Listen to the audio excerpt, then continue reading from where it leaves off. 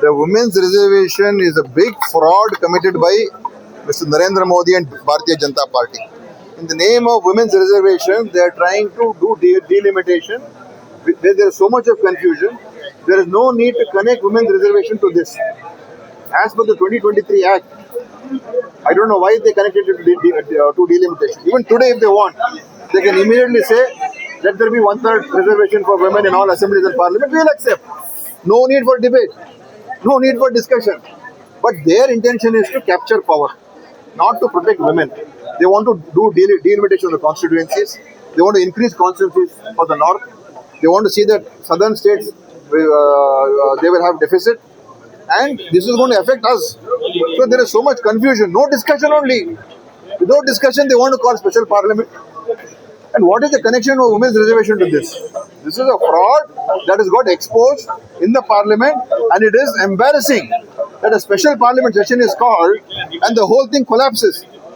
That shows that they have been exposed. Everything that they've done has always been with some wrong intention. That's why Rahul Gandhi told yesterday. Demonetization, it ruined the country for 1 year. Other things that they do, they claim all kinds of things. The terrorism was wiped out. Then Pulwama happens. Then Pahalgam happens. No, there's no response to that. No intelligence. Why did it happen? Who are the people responsible? No accountability. What are they protesting about? What are they protesting about? I don't understand them. They are completely creating. Actually, you media people should expose them. We are telling over and over again, but unfortunately, you media people have been brought over by them. That is a problem. You should show that how this is a hollow claim that women's reservation has collapsed. Today also we can pass it. There is no problem. Why are you linking it to? Should Karnataka, Tamil Nadu, Kerala, all of us lose our political power?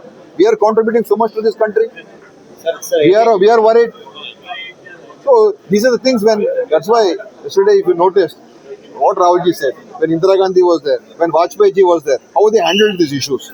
Did they allow it to become a friction between states? Did they allow it to bring about this conflict? They handled it so well, Vajpayee ji and Indira ji. But Mr. Modi is not like that. He's a dictator. That is the problem.